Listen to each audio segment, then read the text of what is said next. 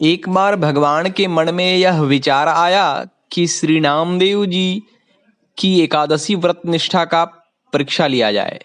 यह विचार कर उन्होंने एक अत्यंत दुर्बल ब्राह्मण का रूप धारण किया।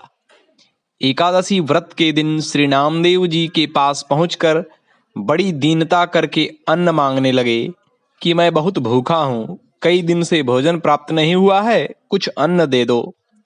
श्री नामदेव जी ने कहा, आज तो एकादशी है, दूध फलाहार आदि कर लीजिए, अन्न न दूंगा। प्रातःकाल जितनी इच्छा हो उतना अन्न लीजिएगा। दोनों अपनी अपनी बात पर बड़ा भारी हट कर बैठे। इस बात का शोर चारों ओर फैल गया। लोग इकट्ठे हो गए और श्री नामदेव जी को समझाने लगे कि इस भूखे ब्राह्मण पर क्रोध क्यों करते हो, तुम ही मान जाओ, इसे कुछ अन्न दे दो।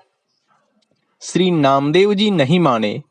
दिन के चौथे पहर के बीतने पर उस भूखे ब्राह्मण देव ने इस प्रकार पैर फैला दिए कि मानो मर गए। गांव के लोग श्री नामदेव जी के भाव को नहीं जानते थे, अतः उन लोगों ने नामदेव जी के सिर ब्राह्मण हत्या लगा दी और उनका समाज से बहिष्कार कर दिया। पर नामदेव जी बिल्कुल चिंतित नहीं हुए। अपने नियम के अनुसार जागरण और कीर्तन करते हुए श्री नामदेव जी ने रात बिताई।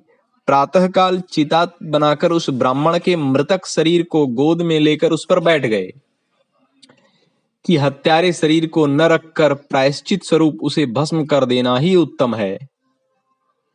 उसी समय भगवान प्रकट हो गए और मुस्कुराकर कहने लगे कि मैंने तो तुम्हारी परीक्षा ली थी, तुम्हारी एकादशी व्रत की सच्ची निष्ठा मैंने देख ली, वह मेरे मन को बहुत ही प्यारी लगी, मुझे बड़ा सुख मिला।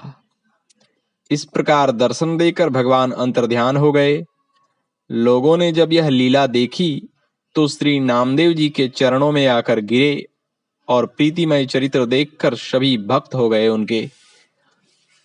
एक बार एकादशी की रात्रि को जागरण कीर्तन हो रहा था। भगवत भक्तों को बड़ी प्यास लगी। तब श्री नामदेव जी जल लाने के लिए नदी पर गए। प्रेत भय से दूसरों को जाने का साहस न था। श्री नामदेव जी को आया देखकर महाविकराल रूपधारी प्रेतराज अपने साथियों समेत आकर चारों ओर फेरी लगाने लगा।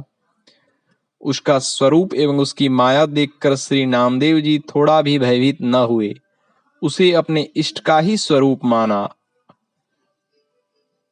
और तत्काल एक पद गाया और उन्हें प्रणाम किया। भगवान तो बड़े ही दयालु हैं, प्रेत रूप न जाने कहाँ गया। शोभाधाम श्याम सुंदर प्रकट हो गए, जिनका दर्शन करके श्री नामदेव जी परम प्रसन्न हुए और जल लाकर भक्तों को पिलाया। ओम।